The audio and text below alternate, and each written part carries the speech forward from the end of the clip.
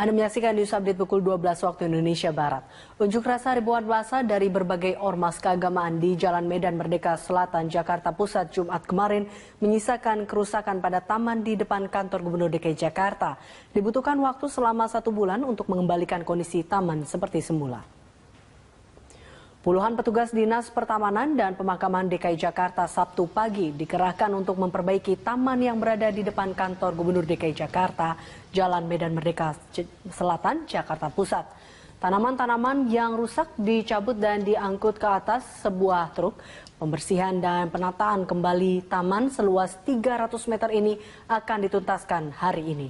Tanaman yang rusak nantinya akan diganti dengan tanaman baru yang diambil dari kebun bibit milik Pemprov DKI Jakarta. Kepala Dinas Pertamanan dan Pemakaman DKI Jakarta, Jafar Mukhlisin, mengatakan dibutuhkan waktu selama 1 bulan untuk mengembalikan kondisi taman seperti semula. Sementara biaya yang dia harus dikeluarkan untuk perbaikan dan perawatan berkisar antara 60 hingga 70 juta rupiah.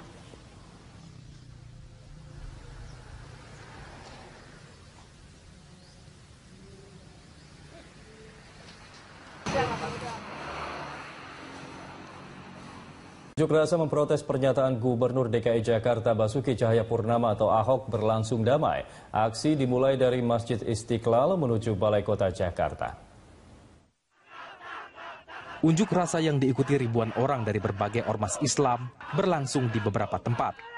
Massa berkumpul di Balai Kota Jakarta setelah berorasi di depan kantor Bareskrim yang ada di kawasan Gambir, Jakarta Pusat. Setelah menyampaikan tuntutannya, massa dengan tertib membubarkan diri. Sebagian besar pengunjuk rasa berjalan menuju Masjid Istiqlal untuk mengambil kendaraan mereka. Untuk mengamankan jalannya unjuk rasa dikerahkan sekitar 3.000 aparat keamanan. Alhamdulillah sampai saat ini situasi masih kondusif. Kita lihat tadi Pak Pangdam, Bapak Kapolda juga barusan melintas. Beliau memantau, memonitor pelaksanaan hari ini. Memang kita lihat untuk siang hari ini dari sekitar 13.30 kan masa sudah mulai bergerak dari Istiqlal menuju Bareskrim, kantor di kantor KKP. Dan sekarang ada 2 titik yang pengamanan kita juga konsentrasi massa juga ada 2. Kita masih melakukan pengamanan juga. Satu di KKP, kemudian satu lagi di Sebelum berunjuk rasa ke kantor Bareskrim dan Balai Kota Jakarta, pada pagi hingga siang hari, massa berkumpul di Masjid Istiqlal. Setelah menunaikan sholat Jumat, mereka berkonvoi ke lokasi unjuk rasa. Dalam orasinya, pengunjuk rasa memprotes pernyataan Ahok terkait surat Al-Maidah dalam Al-Quran. Mereka juga menilai Ahok telah menistakan agama. Namun Ahok sendiri telah meminta maaf terkait pernyataannya tersebut. Saya sampaikan kepada semua umat Islam ataupun orang yang merasa tersinggung, saya sampaikan mohon maaf. Tidak ada maksud saya melecehkan agama Islam atau Al-Quran. Kalian bisa lihat suasana videonya seperti apa. TV One semua juga ada di lokasi, kok nggak ada TV yang menganggap itu sebuah pelecehan. Saya juga bukan anti Islam, saya dari kecil kamu bisa lihat, bukan kita mau riak itu ya. Sekolah-sekolah Islam kita bantu izin berapa banyak selesaikan izin, termasuk KJP untuk madrasah, termasuk kita bangun masjid. Kamu bisa lihat tindak tanduk saya ada nggak musuhin Islam, ada nggak pengen melecehkan Al-Quran. Makanya saya minta maaf untuk kegaduhan ini. Jangan sampai, saya pikir komentar ini jangan diteruskan lagi. Ini tentu mengganggu keharmonisan hidup berbangsa bernegara. Pengunjuk rasa yang sudah membubarkan diri membuat jalan sekitar Balai Kota kembali lancar. Arus lalu lintas di Jalan Medan Merdeka yang sempat dilanda kemacetan juga sudah mulai lancar. Namun lokasi unjuk rasa tampak kotor dengan sampah yang berserakan. Tim Liputan Berita 1, Jakarta. Ya pemirsa, setelah belasan tahun digunakan warga sebagai tempat pembuangan sampah, empang seluas 2.000 meter persegi milik Dinas Kelautan Perikanan dan Ketahanan Pangan KPKP di kawasan Pondok Labu, Cilandak, kini lahan tersebut direvitalisasi sebagai embung. Dan untuk mengetahui informasi selengkapnya, kita akan bergabung dengan reporter Julita Telaumbanua serta juru kamera Gerald Witama langsung dari Pondok Labu, Cilandak, Jakarta Selatan. Ya Julita, bagaimana kondisi terkini di embung Pondok Labu ini? Halo Eliza dan juga pemirsa, situasi terkini dari embung yang ada di Pondok Labu, Jakarta Selatan masih dalam proses pembangunan. Nah, meskipun saat ini masih dalam proses pembangunan, yaitu di sini belum disemen pinggirannya, kemudian juga masih banyak sampah di sekitarnya, namun embung ini sudah dapat difungsikan. Nah, fungsi utamanya adalah untuk menampung air hujan sementara, di mana memang wilayah ini seringkali terkena banjir saat hujan melanda, sehingga embung ini dipergunakan untuk menampung air sebelum mengalir ke saluran penghubung Pinang Kalijati. Nah, saat ini sudah ada alat berat ini yang ada di belakang saya yang digunakan juga adalah untuk mengeruk embung agar dapat berfungsi maksimal dan juga untuk membersihkan sampah yang ada di sekitar embung ini. Dan sejak pagi tadi juga pemirsa, kami juga melihat ada petugas dari kecamatan dan juga dari suku dinas PUPR dan juga KPKP untuk dapat melanjutkan pembangunan dari embung ini. Mereka membawa material berupa pasir, tanah dan juga semen untuk dapat melanjutkan pembangunan embung ini. Dan sebelumnya pemirsa, lahan seluas 2.000 meter persegi ini digunakan warga di sekitar Pondok Labu, Jakarta Selatan untuk tempat pembuangan sampah, dan juga sebelumnya ini ada empang yang biasanya digunakan untuk memancing warga yang ada di sekitar ini. Dan kemudian sekitar 1 bulan yang lalu itu terjadi longsor tepat di belakang hutan kota Pondok Labu, Jakarta Selatan, yang itu di belakangnya terdapat embung yang ada pada saat ini, dan kemudian longsor ini sebulan yang lalu menutup saluran air sehingga ada puluhan rumah warga yang ada di Pondok Labu ini terendam banjir, sehingga lahan yang dijadikan embung saat ini dijadikan alternatif penampungan air hujan sehingga tidak terjadi lagi hal serupa. Nah, ini masih dalam proses pembangunan, nantinya akan dirapikan. Saat ini masih banyak sampah di sekitar embung ini, karena tadi saya sempat juga berbincang kepada dari pihak kecamatan dan juga warga, masih banyak warga yang belum memiliki kesadaran untuk menjaga kebersihan, sehingga ini nanti akan terus dibersihkan, kemudian semen-semen akan dibuat di pinggiran embung ini dan juga akan dibangun turap agar lebih kokoh bangunannya untuk menampung air, dan ditargetkan ini akan selesai pada akhir tahun ini. Eliza. Julita, apakah masih ada warga yang membuang sampah di tempat itu, dan bagaimana reaksi warga terkait dengan adanya embung ini? Iya, betul sekali Eliza, masih banyak sekali warga yang belum memiliki kesadaran untuk menjaga kebersihan, karena memang seperti yang Anda katakan tadi bahwa sudah cukup lama, yaitu belasan tahun warga itu membuang sampah di sini, sehingga dengan adanya revitalisasi dari lahan empang dan juga tempat pembuangan sampah menjadi embung ini menjadi kabar yang cukup baik bagi warga, karena sebelumnya ini sampah di sini cukup banyak dan kemudian menimbulkan bau yang tidak sedap di permukiman warga, sehingga pada saat ini dengan pembangunan embung, bau sudah tidak menyengat seperti sebelumnya dan juga sampah sudah berkurang, namun masih banyak, sehingga dihimbau bagi masyarakat yang tinggal di sekitar Pondok Labu ini agar dapat membuang sampah pada tempatnya, karena sebenarnya dari suku dinas kebersihan itu sendiri memiliki fasilitas pengangkutan sampah door to door dari rumah warga, dan kemudian juga ada tempat pembuangan sampah umum yang ada di wilayah Pondok Labu, Jakarta Selatan, yaitu tepatnya ada di wilayah sini, ada di dekat Kelurahan Lebak Bulus 3, disiapkan oleh pemerintah kota Jakarta Selatan, sehingga sebenarnya tidak perlu lagi membuang sampah di embung yang ada di Pondok Labu, Jakarta Selatan. Dan tentunya ini juga menjadi kabar baik, karena sebelumnya ini terdapat empang, dan bahkan hingga saat ini warga dan juga anak-anak bermain ke sini dan juga bahkan memancing, sehingga dengan adanya pembangunan embung ini juga dapat menjadi alternatif rekreasi jika sudah selesai, karena memang rencananya seperti saya sampaikan bahwa ini akan dibersihkan dan kemudian akan dibangun taman begitu oleh Pemkot Jakarta Selatan. Eliza. Baik, terima kasih Julita untuk informasinya. Julita Telalumbanua dan juru kamera Gerald Dwitama langsung dari Pondok Labu, Cilandak, Jakarta Selatan. Upaya peruntuhan gedung terbengkalai di kawasan Bintaro Sektor 7, Tangerang Selatan masih terus berlangsung sejak tadi malam. Kita akan bergabung dengan reporter Faizin Adi dan juru kamera Nova Maulana serta pilot drone Jen Anwar yang sudah berada di sana saat ini. Ya, Faizin, Apa kendala yang terjadi dalam proses peruntuhan gedung terbengkalai di Bintaro saat ini? Ya Elisa, tidak ada kendala. Sebenarnya tadi menurut pelaksana dari proyek peruntuhan gedung ini tidak ada kendala khusus dari pengerjaan peruntuhan gedung 2 ini. Hanya ada penyesuaian penyesuaian kecepatan di mana tadi malam karena terkendala oleh penglihatan, operator terkendala oleh penglihatan, dan demi memperhatikan aspek keamanan, maka kecepatan pengerjaan tadi malam dikurangi sehingga saat ini pengerjaan perobohan gedung terbengkalai tersebut kembali dilanjutkan. Dapat terlihat di belakang saya ini alat berat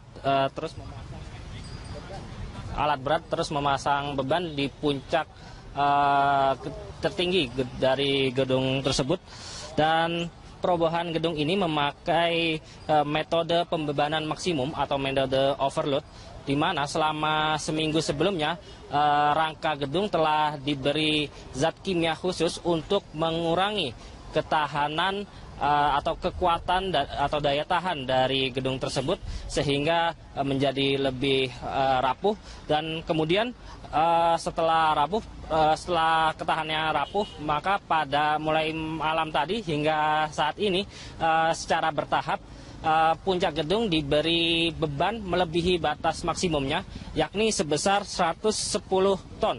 Pembebanan ini dilakukan secara bertahap menggunakan alat berat. Dengan demikian diharapkan dengan pemberian beban tersebut maka akan ada efek domino, di mana secara bertahap puncak gedung ini akan roboh secara pelan-pelan sehingga lebih aman bagi gedung-gedung di sekitarnya, mengingat gedung terbengkalai ini berada di kawasan pusat bisnis, sehingga jika menggunakan metode lain akan ada resiko-resiko seperti yang terjadi sebelumnya, di mana sempat dilakukan menggunakan metode manual, dan metode menggunakan perobohan gedung dengan menggunakan metode overload ini adalah yang pertama kali di Indonesia, dan sebelumnya sempat ada wacana menggunakan metode dinamit, tetapi selain karena aspek keselamatan juga belum ada tenaga ahli yang memiliki sertifikasi di bidang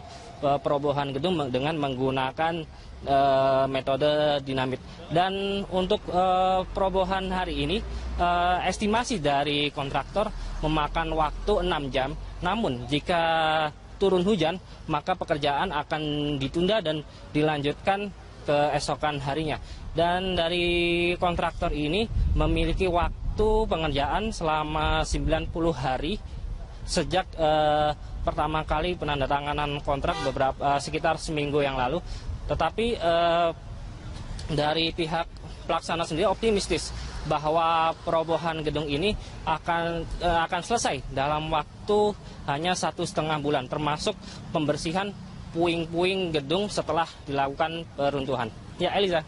Ya, Faizin, kalau kita ingat sebelumnya memang gedung ini sempat diruntuhkan secara manual, dan bahkan ada juga insiden yang terjadi pada awal Juni lalu. Lalu apa upaya pemerintah setempat terkait hal ini agar kasus ini tidak terulang lagi?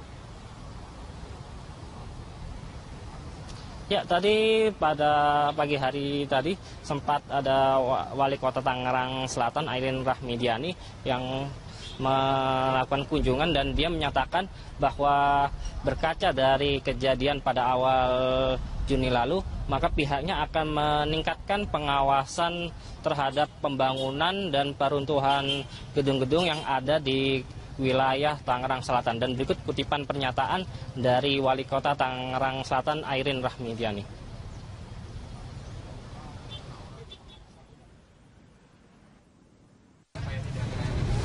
Yang pasti kita menghimbau dan meminta kepada siapapun yang mau berinvestasi di Tangsel, baik proses pembangunan maupun pada saat pelaksanaan maupun mau perubuhan, ya harus ada izinnya. Ini kan sebagai contoh, Tadinya mungkin kan pemilik bangunan pengen cepat selesai sehingga tidak ada izin, tapi ujungnya malah jadi merugikan sebetulnya kan, jadi berapa kali lipat biaya yang dikeluarkan, sehingga mudah-mudahan menjadi pembelajaran bagi semuanya.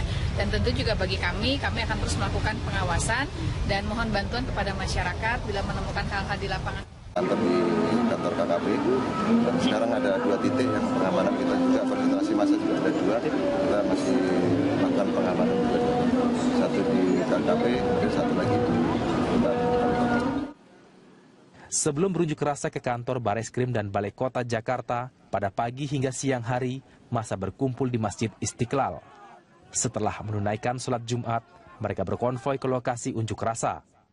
Dalam orasinya, pengunjuk rasa memprotes pernyataan Ahok terkait surat Al-Maidah dalam Al-Quran. Mereka juga menilai Ahok telah menistakan agama. Namun Ahok sendiri telah meminta maaf terkait pernyataannya tersebut. Saya sampaikan kepada semua umat Islam ataupun orang yang merasa tersinggung, saya sampaikan mohon maaf. Tidak ada maksud saya melecehkan agama Islam atau Al-Quran. Kalian bisa lihat suasana videonya seperti apa. TV One semua juga ada di lokasi, kok nggak ada TV yang menganggap itu sebuah pelecehan. Saya juga bukan anti Islam, saya dari kecil kamu bisa lihat, bukan kita mau riak itu ya. Sekolah-sekolah Islam kita bantu izin berapa banyak selesaikan izin, termasuk KJP untuk madrasah, termasuk kita bangun masjid. Kamu bisa lihat tindak tanduk saya, ada nggak musuhin Islam, ada nggak pengen melecehkan Al-Quran. Makanya saya minta maaf untuk kegaduhan ini. Jangan sampai, saya pikir komentar ini jangan diteruskan lagi. Ini tentu mengganggu keharmonisan hidup berbangsa bernegara. Pengunjuk rasa yang sudah membubarkan diri membuat jalan sekitar Balai Kota kembali lancar. Arus lalu lintas di Jalan Medan Merdeka yang sempat dilanda kemacetan juga sudah mulai lancar. Namun lokasi unjuk rasa tampak kotor dengan sampah yang berserakan. Tim Liputan Berita 1, Jakarta. Ya pemirsa, setelah belasan tahun digunakan warga sebagai tempat pembuangan sampah, empang seluas 2.000 meter persegi milik Dinas Kelautan Perikanan dan Ketahanan Pangan (KPKP) di kawasan Pondok Labu, Cilandak, kini lahan tersebut direvitalisasi sebagai embung. Dan untuk mengetahui informasi selengkapnya, kita akan bergabung dengan reporter Julita Telaumbanua serta juru kamera Gerald Witama langsung dari Pondok Labu, Cilandak, Jakarta Selatan. Ya Julita, bagaimana kondisi terkini di embung Pondok Labu ini? Halo Eliza dan juga pemirsa, situasi terkini dari embung yang ada di Pondok Labu, Jakarta. Hanya ada penyesuaian penyesuaian kecepatan di mana tadi malam karena terkendala oleh penglihatan, operator terkendala oleh penglihatan dan demi memperhatikan aspek keamanan, maka kecepatan pengerjaan tadi malam dikurangi sehingga saat ini pengerjaan perobohan gedung terbengkalai tersebut kembali dilanjutkan. Dapat terlihat di belakang saya ini alat berat terus memasang beban di puncak tertinggi dari gedung tersebut, dan perobohan gedung ini memakai metode pembebanan maksimum atau metode overload, di mana selama seminggu sebelumnya rangka gedung telah diberi zat kimia khusus untuk mengurangi ketahanan atau kekuatan atau daya tahan dari gedung tersebut sehingga menjadi lebih rapuh, dan kemudian setelah ketahanannya rapuh, maka pada mulai malam tadi hingga saat ini secara bertahap puncak gedung diberi beban melebihi batas maksimumnya, yakni sebesar 110 ton. Pembebanan ini dilakukan secara bertahap menggunakan alat berat.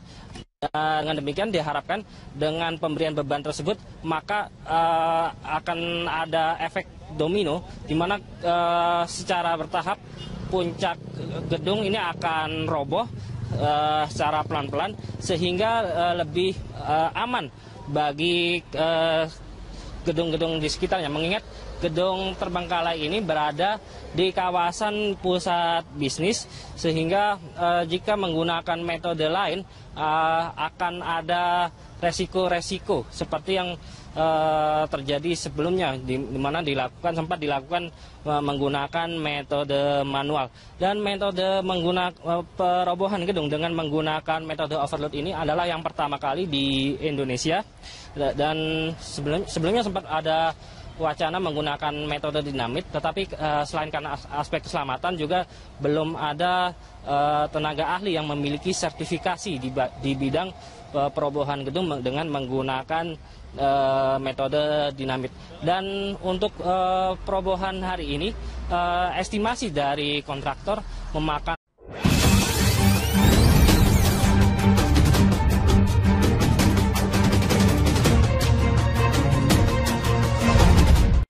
Anda menyaksikan News Update pukul 12 waktu Indonesia Barat. Unjuk rasa ribuan massa dari berbagai ormas keagamaan di Jalan Medan Merdeka Selatan, Jakarta Pusat Jumat kemarin menyisakan kerusakan pada taman di depan kantor Gubernur DKI Jakarta. Dibutuhkan waktu selama 1 bulan untuk mengembalikan kondisi taman seperti semula. Puluhan petugas Dinas Pertamanan dan Pemakaman DKI Jakarta Sabtu pagi dikerahkan untuk memperbaiki taman yang berada di depan kantor Gubernur DKI Jakarta, Jalan Medan Merdeka Selatan, Jakarta Pusat. Tanaman-tanaman yang rusak dicabut dan diangkut ke atas sebuah truk. Pembersihan dan penataan kembali taman seluas 300 meter ini akan dituntaskan hari ini. Tanaman yang rusak nantinya akan diganti dengan tanaman baru yang diambil dari kebun bibit milik Pemprov DKI Jakarta. Kepala Dinas Pertamanan dan Pemakaman DKI Jakarta, Jafar Mukhlisin, mengatakan dibutuhkan waktu selama 1 bulan untuk mengembalikan kondisi taman seperti semula. Sementara biaya yang harus dikeluarkan untuk perbaikan dan perawatan berkisar antara 60 hingga 70 juta rupiah.